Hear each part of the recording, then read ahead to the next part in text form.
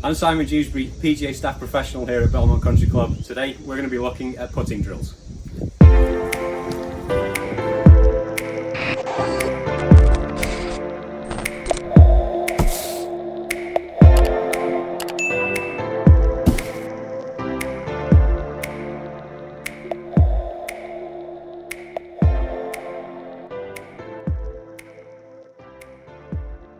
One of my favourite putting drills is another short putting drill.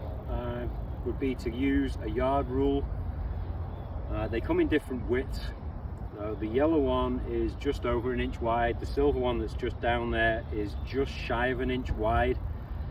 Obviously the narrower they are, the less forgiving they are. The purpose of this is to make sure that as I'm making the stroke, my face is square to the path and rolling the ball straight down the rule all the way to the hole. If I want to make it harder, or if I've got a bit of a breaking putt, I can set it up on the line, and then the hole would be offset to allow the ball to roll off the end of the rule and then break into the putt. I like it as a 3-foot drill, so I'm rolling it straight into the hole. I'm going to get set so that the leading edge of the putter is at the same angle as the back edge of the rule. That's going to be 90 degrees. So it's set square. I'm standing on a towel. Your superintendent, your head greenkeeper, whatever you want to call them, depending on where you are in the world, they're going to thank you for this, because if you're standing in the same place for a long time, you're going to be putting a lot of weight through your feet into one specific area of the green. You're going to end up damaging the grass. So having the cushion of the towel underneath is going to help to protect the grass. And then we're going to make sure that when we make the putt, we're rolling it. See, that one's broken off, so my face wasn't square. We'll get set again.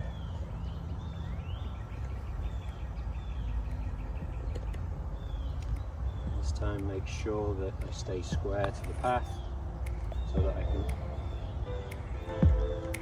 make sure I then hold the putt.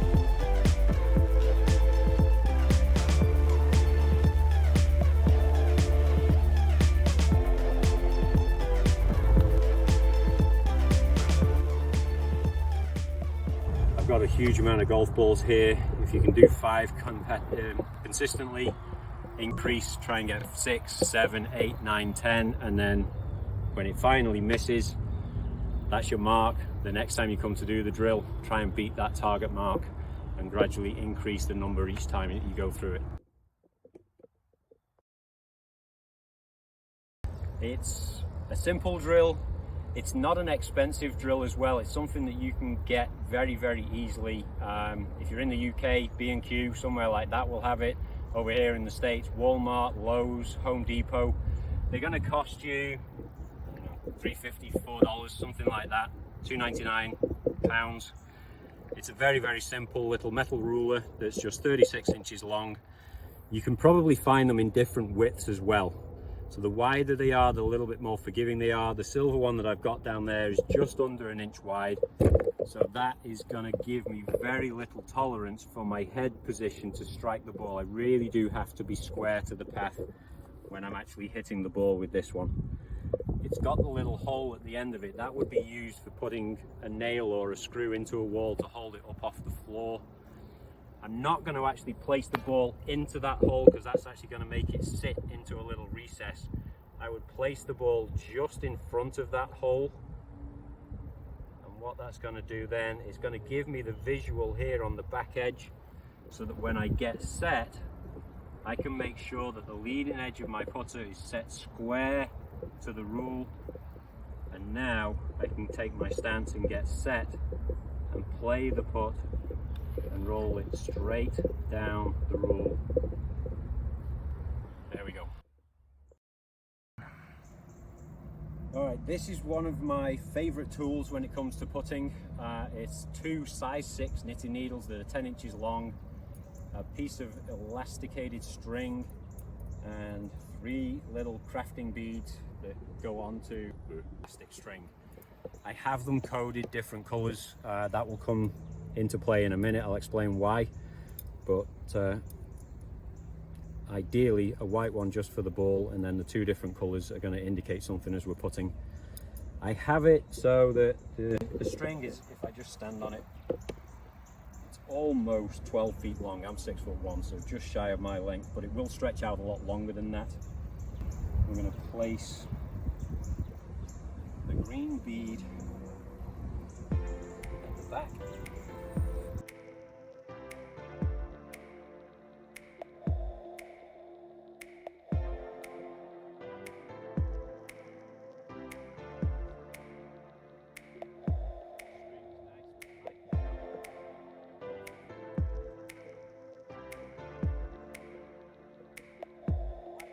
Is going to be where I would place the ball and place that directly beneath it, and then the green bead is going to highlight how far I want to make my backswing. The red bead is going to be how far through I'm going to play. I don't want to force my follow through, as I've touched on in previous videos.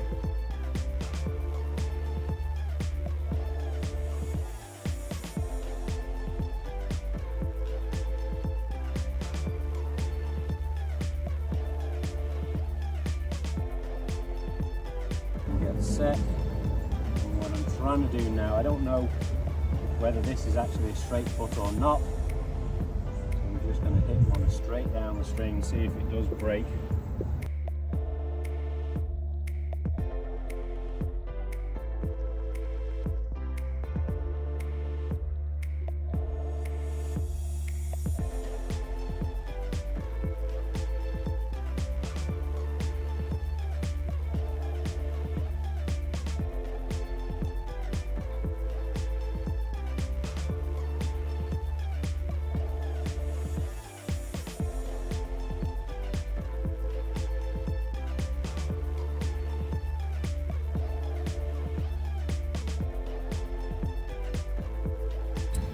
All right, very simple practice drill. 2 knitting needles. They're a size 6, so they're quite thin. They're not going to do a lot of damage, as opposed to one of the alignment sticks, which would put a big hole into the green. Stretchy piece of elastic and 3 crafting beads, a green one, a white and a red. The white one is where I'm going to place the golf ball. That's going to be the low point of my arc. I'm standing on a towel so that I don't end up damaging the green by standing in the same place for a long time. The green bead is there to highlight where I want my backswing to get to, and then the red bead is going to be where I want my follow through to get to, if I allow my stroke to be a gravitationally controlled pace. And that way I'm not trying to manipulate the size of the arc. I'm allowing gravity and the putter to work in conjunction with each other, and the elasticated string line just highlights where I'm trying to hit in a straight line. I was actually focused on what I was doing rather than talking to camera. It might hit a good putt. Setting up so I'm still on the towel so that I don't end up putting foot marks into the green by standing here for hours on end. Don't want to get a little short. So focused on the size of swing more than focusing on the rhythm and the distance. Let's get the pace, the rhythm.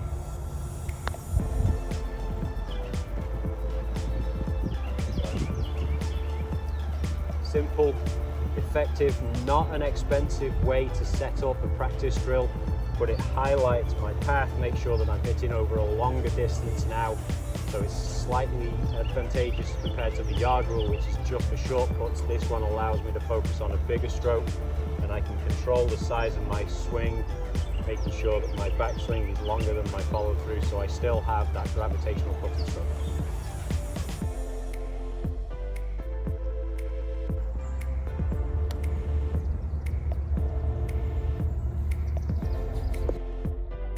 So this knitting needle with the elasticated band and beads, this is one of my top 3 favorite drills.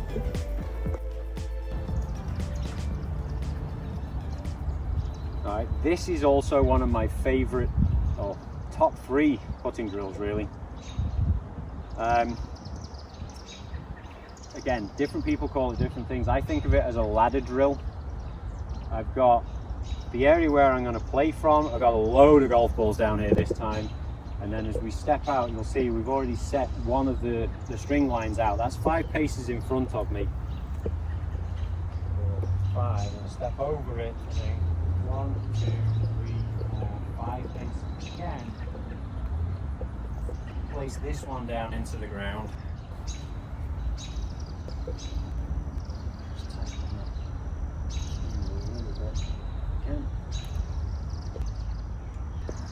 So we've got a 5-yard gap now to go into.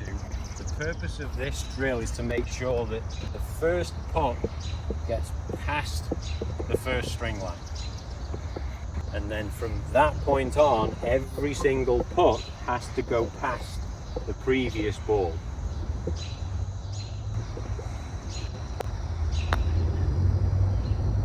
If you come up short, you start again. Trying to control it as much as you can so that first ball only just creeps underneath. That one a little more aggressive. Now I've got to make sure that my next one goes past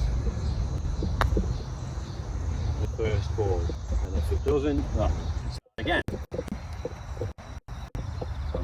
That first attempt, absolutely atrocious. What I'm trying to achieve with this is an awareness for minute changes to the putting stroke. I want to make sure that the first ball goes past the first string, and then every successive golf ball goes past the previous golf ball until I run out of space at the far end. And whatever that total is, I'm going to redo the drill, and I want to get that number higher.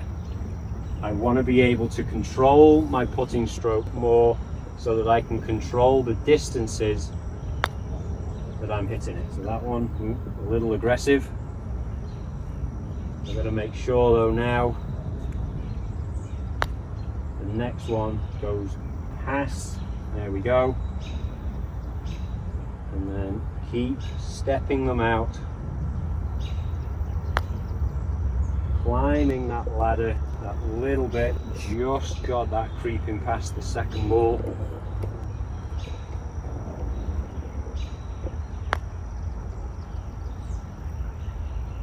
And keep climbing that ladder as much as you can.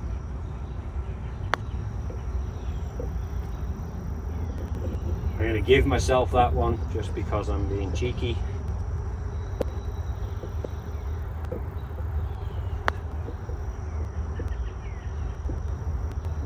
Going, and then eventually you're going to run out of room, or you're going to leave one short, and that's where you would count how many that you were successful with. So 1, 2, 3, 4, 5, 6. Hopefully, obviously, if I wasn't just shortening for the purposes of the video, I would get more into this gap as well.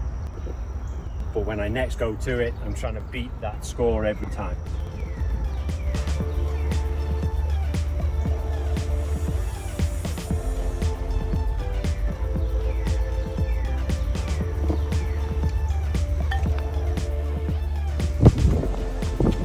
Before I forget, guys, like the videos, hit the subscribe button as well, and if you've got any comments, let us know and we'll get those videos done for you in the future.